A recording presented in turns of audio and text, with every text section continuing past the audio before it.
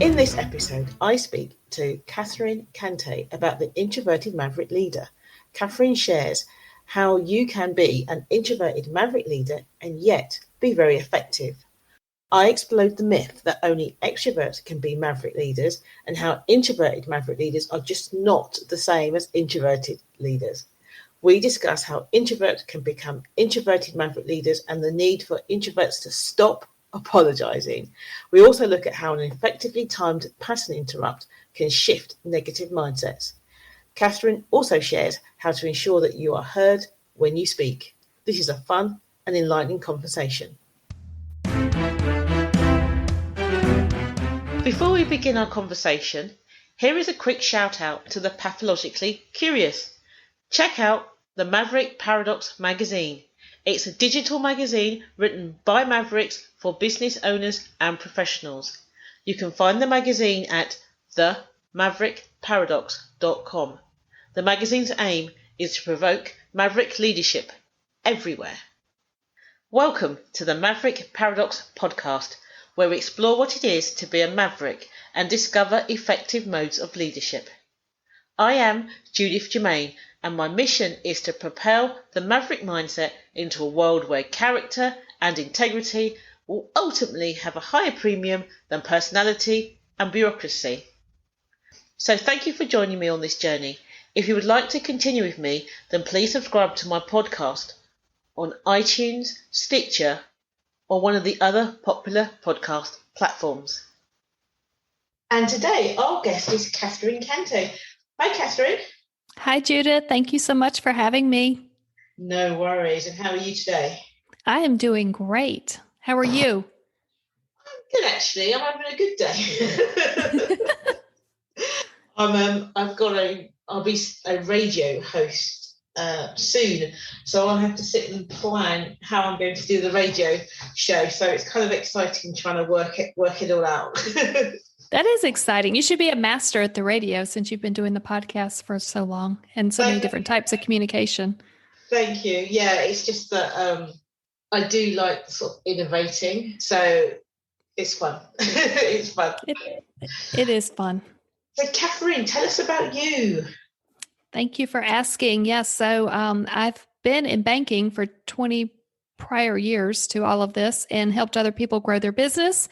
And I kept climbing the ladder and had incredible experiences and realized that there needed to be more ways for me to be able to give back. So a few years ago, I hired a coach to help me transition out of corporate and help people think differently. And so I've been doing that for 2 years through a number of just different types of services, and leadership coaching has been one that's been leading the way.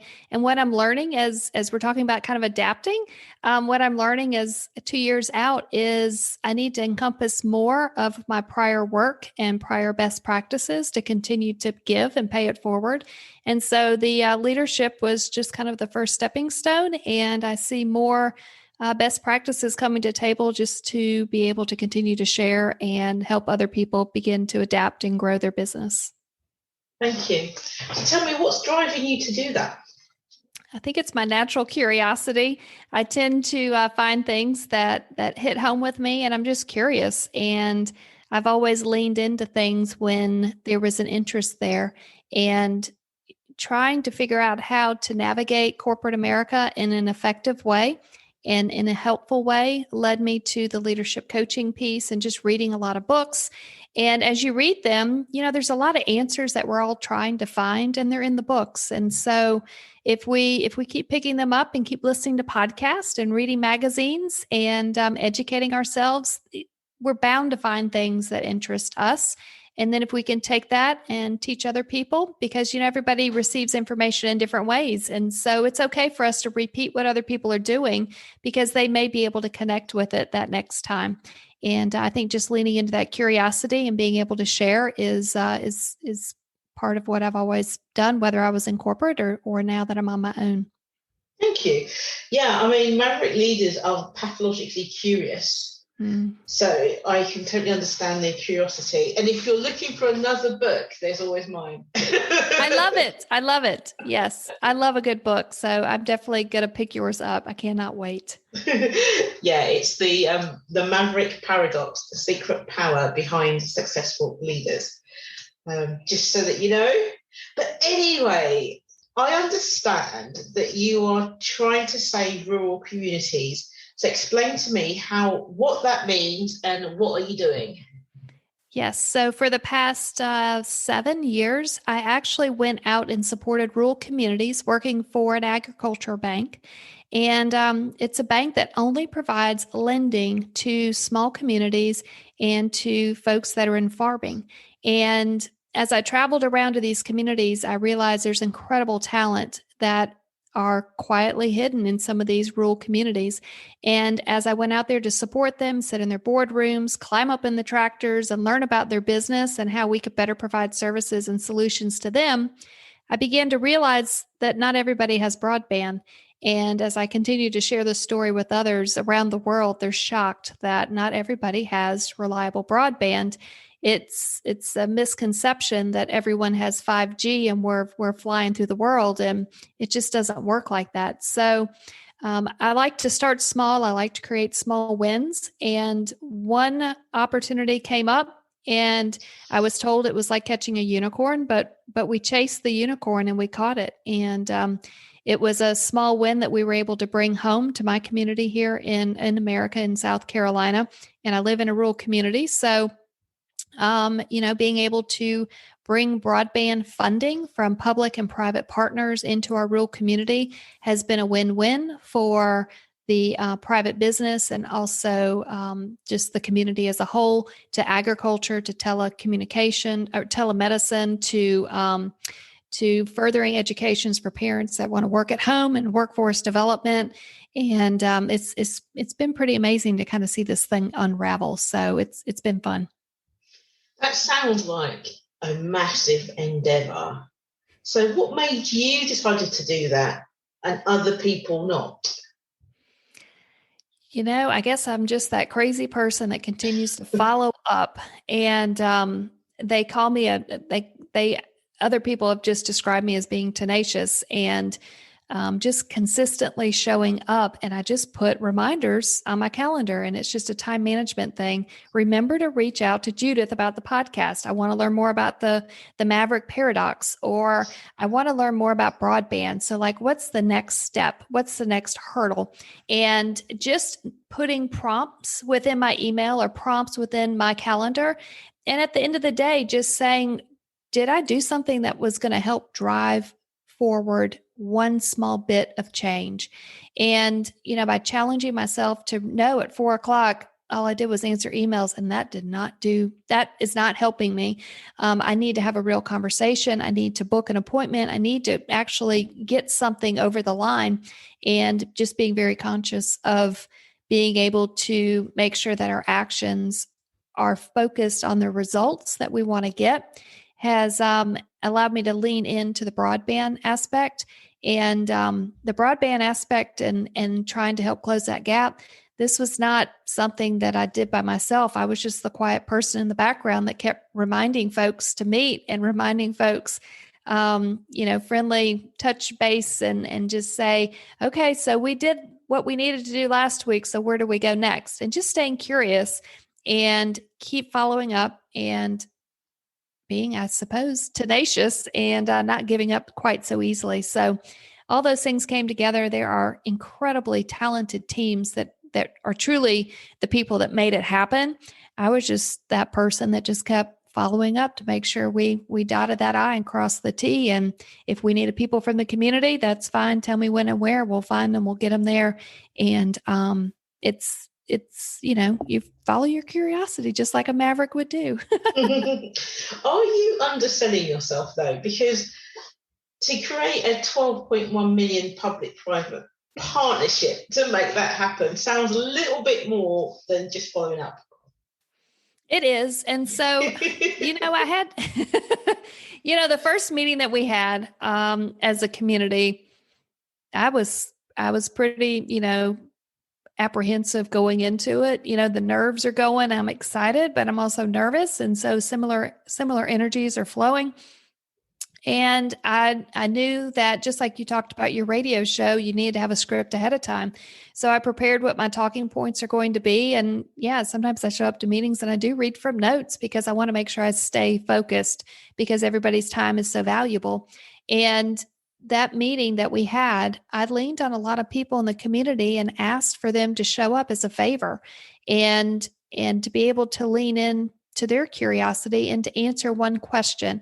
And the question I made was super simple, and I felt like it was a question that everyone was going to say yes to. And if I could get that yes, that was going to be the first win. That means we can take it to the next step.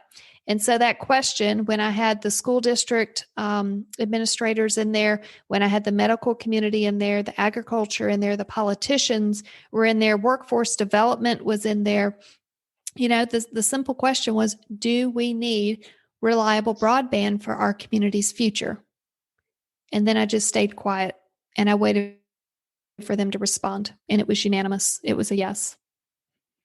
So what you're saying, so that sounds good. So what you're saying there is that you had a very clear strategy, that you pulled together the key interest groups for the local community.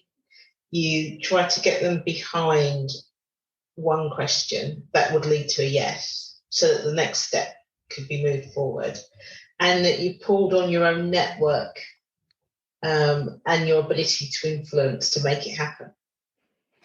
That's correct. And then from there, after they agreed and I listened to them and heard them out, because everyone had different ways of getting to that yes. And when we all listened to each other and took turns and were able to just kind of hear everybody out, because I think there's value in that. From there, I created a call to action, and the call to action was just very structured of, I need one point of contact for each one of these verticals so we can stay in communication as a team to continue to drive forward to the next step. That does make it sound like you're quite an effective Maverick leader. Are you an introvert? I'm very much an introvert. Yes, I thought so. Because you are really reluctant to shout about the stuff that you're doing. And I think that's quite interesting, because people always assume Maverick leaders are really extroverts, and they miss the fact that you can be an introverted maverick and an extroverted maverick. Yeah. You know, we shouldn't stereotype people based off of, you know, our own misconceptions and what we were maybe raised to believe, or what our environment tells us. And part of me reaching out and wanting to do podcasts and share stories is a way for me to kind of step out of my introvert box and be able to share the story that I think wants to be heard, even though it feels kind of awkward at times to be able to talk about past experiences. And it's so easy to fall behind someone else. And it's so easy to work for a corporate and company and just kind of follow behind, which is totally fine if that's where you are. But kind of as a maverick, I'm curious and I want to lean out. And so this is my way of just kind of stepping out, being able to share stories, because every time I learned, it was because somebody was willing to step up and share information. And they may not have been comfortable, but it allowed me to learn and to further my education. And I feel like I owe it to the next person who's waiting on that. Yeah, I love that. In my book, I talk about introverted mavericks, and I make the point that an introverted maverick is more in relation to an extroverted maverick, in the sense that they're not the same. An introverted maverick is not the same as an introverted conformist. Yes. It's more relative to the more shouty extroverted maverick like myself. Because go on, sorry. No, but we need both, you know, exactly. Judith, we need both. It's Absolutely. so important. And I think it's interesting, because what I hear you say that you have done is very much like I say Maverick leaders do. So you strategized, you had a very kind of detailed strategy there, very well thought out strategy, and then you innovated. a solution, and then you made sure it got executed. Yes. And the only thing that's different between how I do it and how you do it is I'm sort of more, I'm more out there. When I get passionate about something, I'd imagine when you get passionate about something, you just dig in and get it done, and everyone, it just happens. When I get excited, I'm jumping up and down and kind of like, this is so cool. But that's just an expression of my personality. There's no difference in our abilities. The introverted and extroverted maverick. You have the same core. It's just how you express it is different. So how do you avoid getting missed? Because I had a really interesting conversation with someone who was talking about introverts on the podcast, but it was introverted conformists. And I would say it was almost apologetic. So there was like lots of allowances for introverts, for example. And I don't sense that with you. I don't see an apology of introvertism, if you see what I mean. So for the introverted conformists who can learn from you, how do they lean out there, which you say quite often? How can they do that? So one thing comes to mind immediately, and we may be conditioned to apologize for everything. The first thing I would suggest is stop apologizing. So if you're internal, you're conformist, and that's totally fine. But if you want to stretch yourself, just stop saying, I'm sorry. And just listen to what they have to say and come up with a valid reason. Like, I'll do better next time. Or just don't even say you're sorry. You probably don't even need to be sorry. You just have told yourself some story in your head that just because something didn't happen, you need to apologize, or something did happen and it didn't go the way you wanted, so you apologize. But just because it didn't go the way it was supposed to doesn't mean it was a failure. And there's no reason that you need to say you're sorry. The extroverted folks, they're not running out there apologizing up and down the street. They're just kind of going with it, saying, I did that on purpose. So, own it and figure out what we learned from it, because then it's not a mistake and we figured something new, and it might be something great that creates something else that's even better than what we started with. I like that. You know what I love about it is it's really simple. So like, what are the things that you can do? There's one, stop apologising. That's it. It makes me giggle because that's so maverick. Yeah, that's all you need to do. Yeah. My son this morning, he broke a little piece of glass, little hourglass that we had that he was playing with in the kitchen. Not a big deal. And, normally a parent would just be like, what were you thinking? But, I kind of paused, and he just looked up at me and said, I'm sorry, I broke it. I was like, you don't need to apologize. Just tell me what you learned from it. He's like, quit playing with glass. I was like, well, that's a good one. And glass breaks. And so we start going through this all, and, it didn't have to be a big lecture about, better, but just focus on, well, what did you learn and what are you going to do now? And he's like, well, I'm going to quit banging glass on the countertop. I'm like, perfect. So we learned something. It's not that bad, but stop apologizing, because we don't need an apology every time. Also, it gets really annoying as well. Yeah, it does. Oh my gosh. You want to hear a funny story? Sure, I'm all for funny stories. Okay. So, it probably wasn't funny at the time, but I think it is now. I'm doing some group coaching right now, and the first week or the first month did not go as planned. And I just got a bunch of apologies of I can't do it, and excuses and everything. And I was just exhausted having to listen to all of this. And I've never experienced a group like this before. And I thought, this is going to be a long engagement if I got to listen to all these excuses and apologies every single time we meet. And so normally we don't get together as a group, but we got together as a group face to face. And I got them to pull out a blank piece of paper. And I said, I need you to write down everything that's stopping you from doing this work. I need you to write down all your excuses, all your apologies, all the apologies, and also include the fact that I'm making you do this, because I know that that's another reason why you can't get your job done, because you're sitting in here. And so just go ahead and put my name on that list of all the reasons why, something's not going to work. And they finished it, and I asked them to fold it in half, and we went to the kitchen, and I had some metal containers and some lighters. And I said, all right, I need you to put your excuses in this bucket. I need you to light them on fire. We're going to go back in that room, and nothing that was written on that page is ever coming up again. We are not dealing with any more excuses.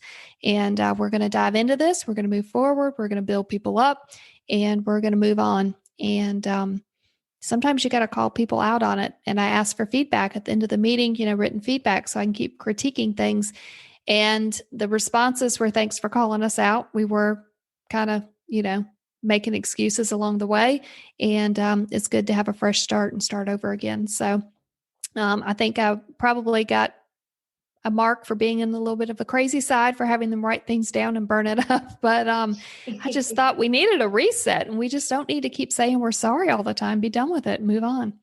That's so funny, because about a week ago, I did almost the exact same thing, where this was a one-to-one, I had a client that kept talking down on themselves.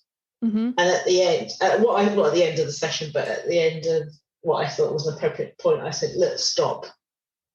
And then let's just talk about this. And they told me, and I just said my piece. This is what I see. I don't agree with any of the stuff you said. This is how I see it. And you need to stop now. I don't want to hear about it anymore. You've got it out of your system. I don't want to hear that anymore. And it's time to move on. And it was so funny, because I don't normally do coaching. I'm more of a mentor when I'm working with SME owners. And before I did that, I said, do you mind if I just do a little bit of coaching? I just want to look in your head a minute. And they're like, yeah. So I did this, and I said, how do you feel? And they went, yeah, I needed someone to tell me to cut that out. And I was like, good. Because I did the whole thing. My parents did this, and then this happened, and this happened, and this happened, and this happened. I was like, how is that relevant today with how you're running your business? I'm like, oh, yeah. I said, right, so stop telling your subconscious that you're rubbish, because I don't see it. So and it was just, I think it's that pattern interrupt, isn't it? It's not what you would do, everybody. It's not what you do all the time. It's not your go-to.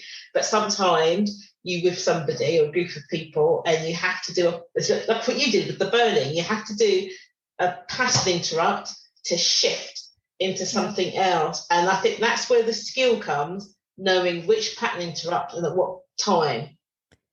Because either one of the things that we did there at the wrong time could have been truly harmful.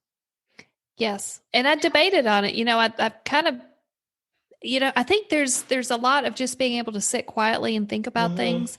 And so I pondered on this for a long time. How do I break this pattern? How do I do it in a respectful but yet kind of playful way? And how do I know I'm not going to totally disrupt this team in a negative way?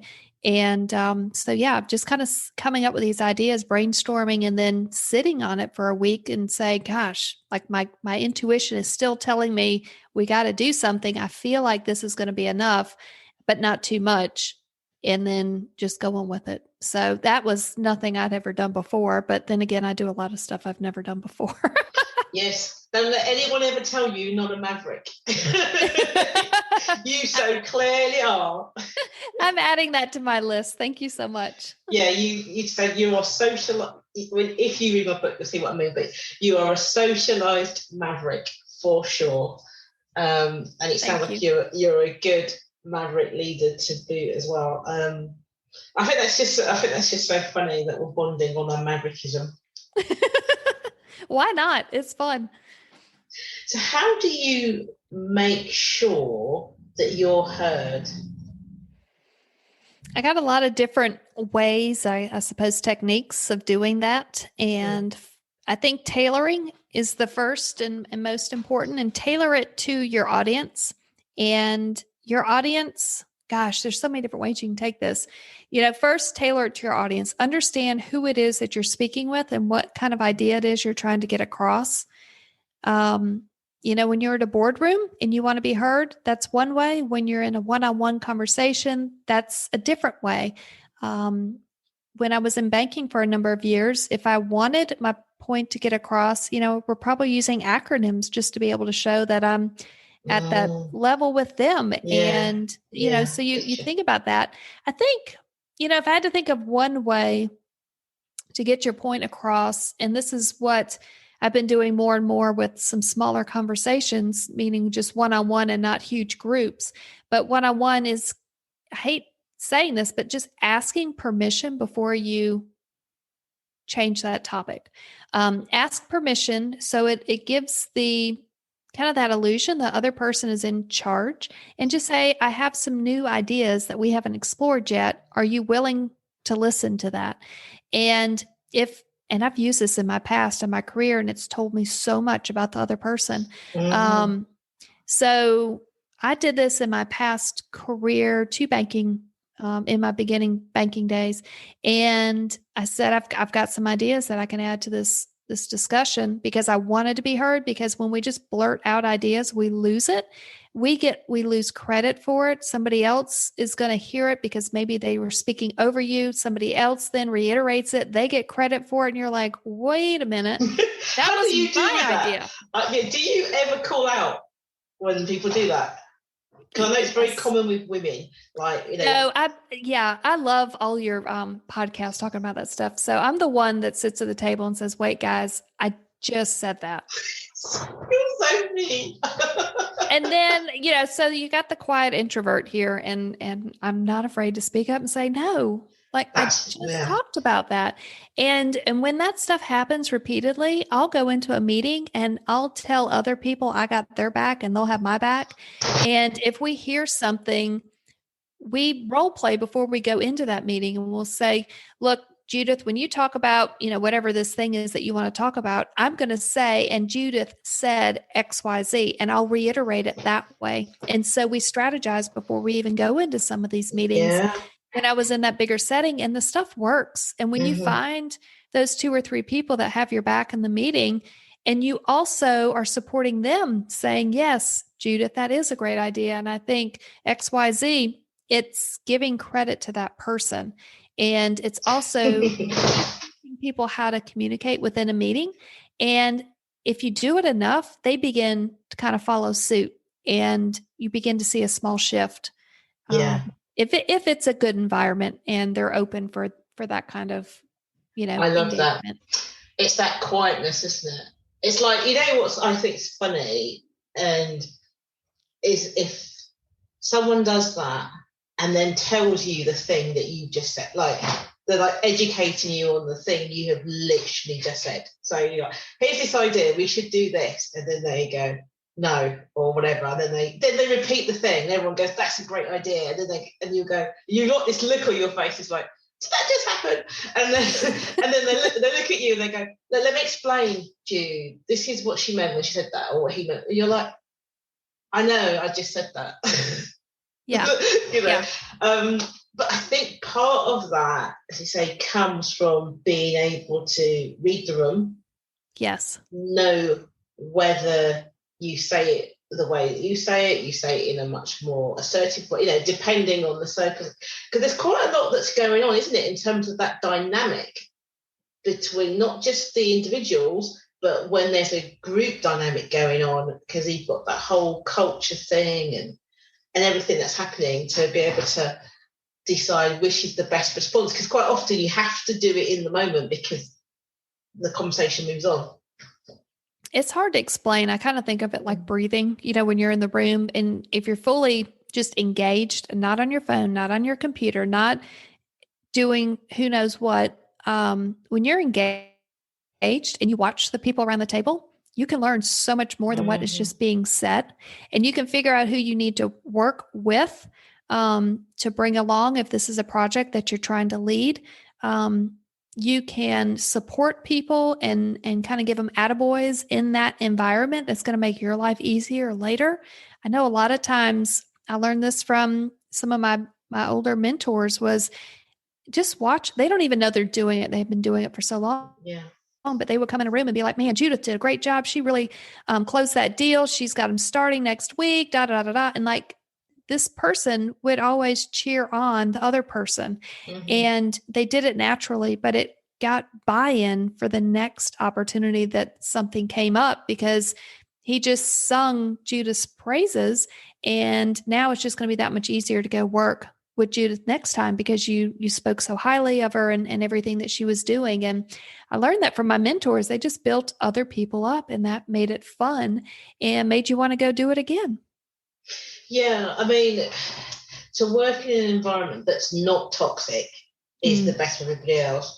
And I think when you're the originator of trying to reduce that toxicity, it can be difficult to begin with because people have become so accustomed to fighting and defending their corner that it's difficult. And sometimes you have to take some hits for the greater good. It starts at the top, and if I've learned and I've hit my head against the wall enough that if the top doesn't want that to change and they want to continue to pretend that culture doesn't exist, life is too short and it's time to move on. There's too many people that we can help and that we can be with that want to do good.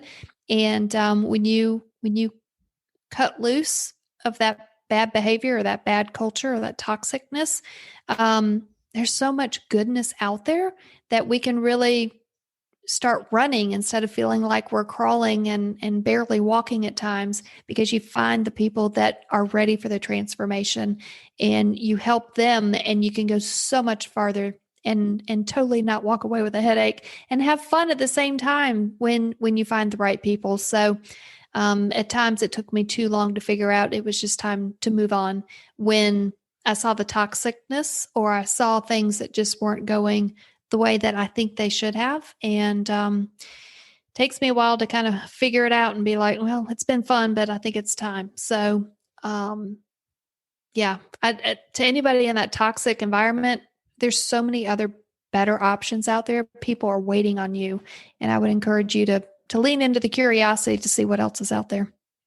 Yeah, and I think that's where organizations miss out, because socialized mavericks end up leaving because the fight, it's not that the fight becomes too hard, it's the reward of the fight is not enough.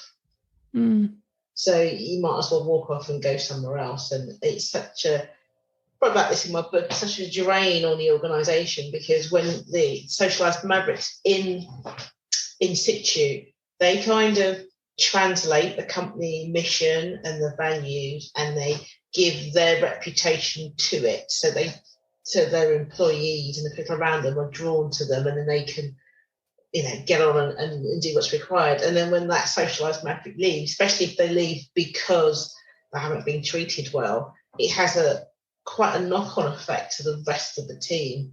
And there's almost always, you'll see drainage from people leaving because the buffer that protected them is gone.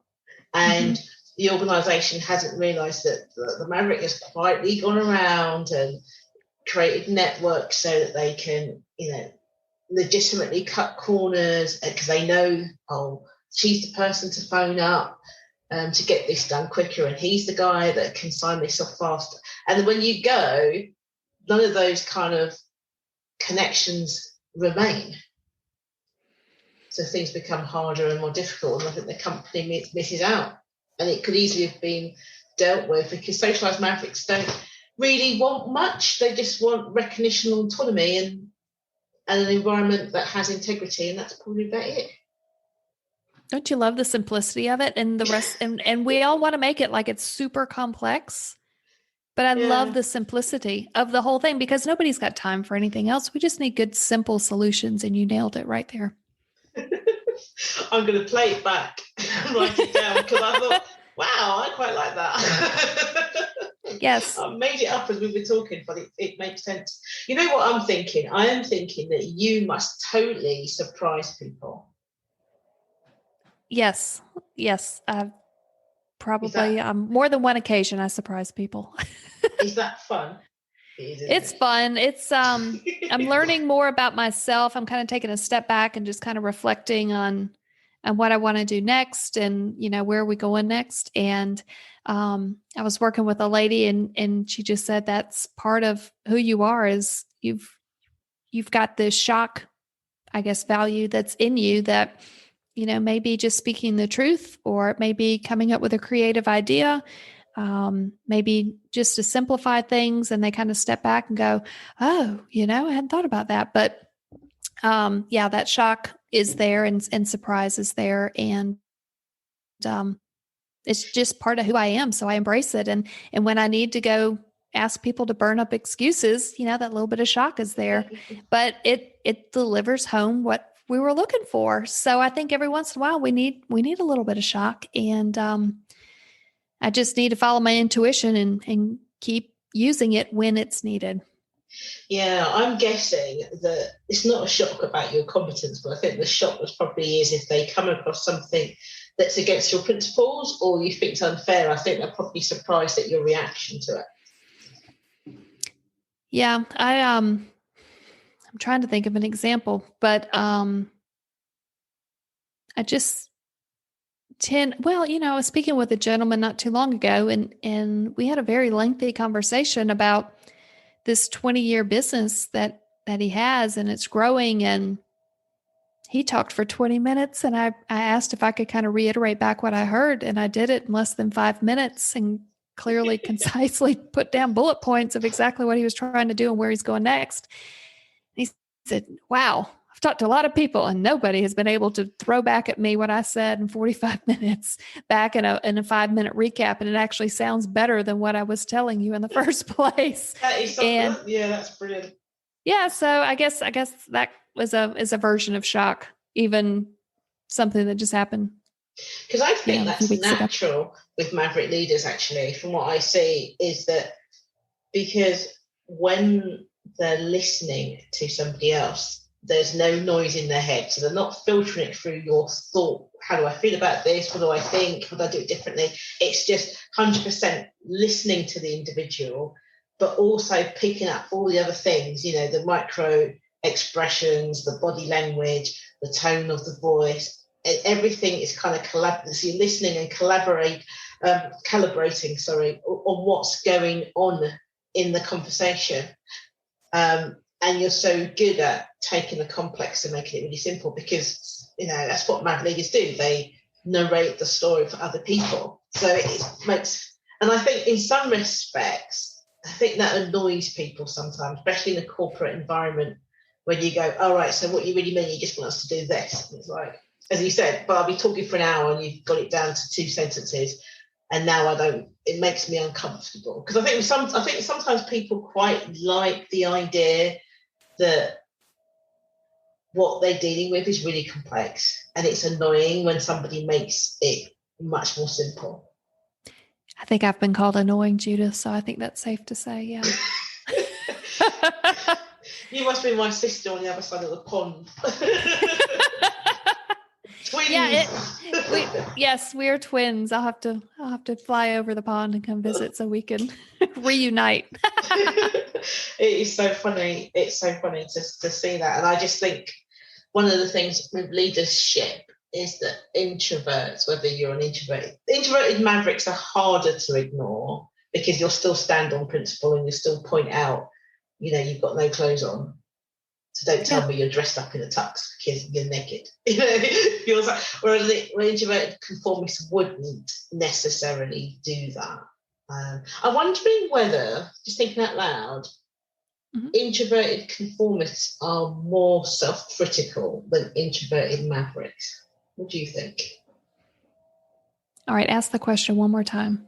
Introverted conformists are more self-critical than introverted mavericks. I would agree. Yeah. I would agree, yeah. Because, first of all, they're so busy apologizing all the time. We've got to get them to stop doing that. And, I totally agree with that. Yeah, that's quite interesting. That's worth exploring, I think. And I like the way that you look at it from a perspective of there's too much apology. Because I think mavericks are pretty much it is what it is. Let's move on. Yeah. And I think, gosh, I know I'm not perfect with it. I still catch myself apologizing, but I'm also realizing what was it that I just apologized for? And do I really need to apologize for it? Or do I just need to acknowledge that something happened? Here's a question for you. Are you apologizing because you want the other person to feel better? Or are you apologizing because you feel bad? I think it is an unconscious habit. So I know that wasn't one of the solutions to your question, but I think it truly is an unconscious habit, as easy as saying like and all the time. Yeah. Yeah, I had an unconscious habit of going, yep, yep. If someone says something, and for me, it was just my shorthand. It was more when I was younger. Of I understand what you're saying. That makes sense to me. Let's continue. Mm-hmm. But that was not how it was interpreted. It was interpreted either I'm arrogant because I know the answer and I'm just saying yeah, or I'm dismissive. So it was more like for me a placeholder in my head of going let's carry on. And I didn't realise it was when I was younger that it was interpreted the exact opposite than was intended. Yeah, and I think part of it is tailoring it to your audience. Who's receiving the ahas? Is that part of the way they communicate as well? So if it's like a discussion at home, then maybe they want to see that happening because they know you're paying attention, but that doesn't transition so well into the workplace. Yeah. Because they need you to listen and be engaged and possibly recap what you provided versus the ahas during the conversation, which could be disruptive to somebody else because they're not used to it. And now they're focused on your ahas versus what the whole point was of the conversation. So tailoring to fit that audience is really important. I like that point of tailoring. I've been doing some work with these other socialized mavericks, and it was so interesting because we had this short calibration working together where we were having to slough off how we would work with conformists. So it was, we wanted to raise something and it was all that, oh, is that okay? Or I wanted to explain, and it was kind of, we took a little while to go, you know what, if you say this is what it is, we believe you. All our evidence suggests that you will be truthful, so you don't have to explain, just tell us, so you haven't done the work, okay, we assume it's a good reason, you don't need to tell, it was like, and we could communicate stuff and just say, well, look, it's just this, and not think the other people thought you were being arrogant or you were being horrible, or because you knew it was said with love. Anyway, do you know what I mean? So it was really interesting because it took a little while to kind of get used to it. So like you'd have the meeting and then you'd have actions and then we didn't check up on anybody and you'd come back to the next meeting and all the actions had been done, and it was just, or if they hadn't been done, you were notified beforehand. By the way, I've not had a chance to do this because I've been really busy. So you didn't come with like, why haven't you done the thing? It was like, oh yeah, how are you feeling today now? And it was really the interesting way to work, but it was so natural and it just felt so good. Do you know what I mean? Because you didn't have to kind of filter anything. It was just like, yeah, that's rubbish, but not think they're going to be, it's like, no, that's really rubbish. It's streamlined. Think how much time you saved. Yeah. And you're treating everybody as an adult and you're yeah. And do the job or don't do the job. And gosh, think how much time you save. That's it was literally all the conversations were adult to adult, and they were no second guessing any hidden agendas because there wasn't any. Mm-hmm. And and you just expected people to do the job that they said they were going to do. And if they weren't going to do it, they'd tell you. And it was just easy. But it was what was interesting, the first conversation where we were kind of like the rules of engagement, like laying out how it's all going to work. It was all kind of hesitant and apologetic and highly detailed until we kind of realised that none of us needed any of that. So it's just like, oh, okay, we don't have to do that anymore. We'll just throw that out and let's just get on. You gave permission to let the past of what had always happened, just put it off to the side and give them permission to try something new and be engaged with it. And gosh, it worked. And all that time that was saved allows us to have real, when we get together, a real proper, honest checking in period where you can rant or you can look for support or you can, and people can just tell it as it is, knowing that, no one needs to say you're in a position of confidentiality, that you're in a non-judgmental state. It's so nurturing. And even I think if you said to most people, you can have a bunch of mavericks together in a very nurturing, mutually beneficial environment where no one is ego-driven trying to, one up somebody. I'm not sure people would believe it's possible. Yeah, my mind goes to the time savings, and then what is the average salary of those people that are sitting around that room, and multiply it out by the time that you just saved, and you just impacted your bottom line because you were able to use the resources in a much more effective way, a better use of time. And that's how you separate yourself from the competition, because we all have the same amount of time. There've been so many people running in circles, doing the same thing, complaining and talking over stuff. And you streamlined all that and created more time in the day and space in the mind, and created a financial benefit to what you just did. I like that. Thank you for doing that. I was just like, yeah, we did that. You did. Not realising it. So that's great. Oh, this is a really great place to end, although I don't really want to end the conversation, but I think we should for now. Is there any tips or anything you want to, or do you have a tip for introverts on how to influence others? I have a tip to help introverts influence others. I want you to consider whether this person is already like you, so is already on board. Then you don't need to worry about having additional conversations. If the person is totally against what you're doing, don't worry about that person. Put them off to the side too. But I want you to focus on the people who are not sure. And those are the skeptics. Those are the people that are in between. And if you can take that person to lunch or lead with value to that person, you're going to persuade them to your side, to your point of view, your project, your work, whatever it may be.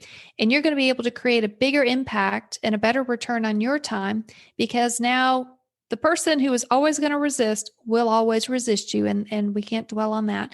But now you've got somebody who already liked you and you've got them on your team. But now you've taken someone who's a skeptic and you've brought them over to your team. And now you've got two people on your team versus just that one. And when you can realize who's kind of in the middle and they're not sure if they want to follow you or not, focus on them, find out what they need and lead with value and help them before you need their help. And I think you're going to be able to get much further faster. Fantastic. That's perfect. Brilliant. So, Catherine, would you come back again? I would love to, Judith. This is fun. Oh, well, we'll definitely have you coming back on then. Thank you. Thank you. Thank you once again for tuning into the Maverick Paradox podcast. I hope you have enjoyed listening to my conversation with Catherine as much as I enjoyed having it. At the Maverick Paradox, we improve your impact and influence by enabling you to effectively strategize, innovate, and execute. To find out more, contact us at judith@maverickparadox.com. If you are pathologically curious and would love to find out more about the Maverick Paradox, then please subscribe to this podcast on one of the popular podcast platforms. Alternatively, you could explore our resources on Mavericks at maverickparadox.com or read the Maverick Paradox magazine. We publish frequently each week. If you subscribe, you will get our monthly newsletter. And let's not forget my book, The Maverick Paradox, The Secret Power Behind Successful Leaders. For those that love a good discussion, you could apply to join our exclusive Facebook group. Finally, if you would like to work with us or are interested in the Maverick at work, check out maverickparadox.co.uk.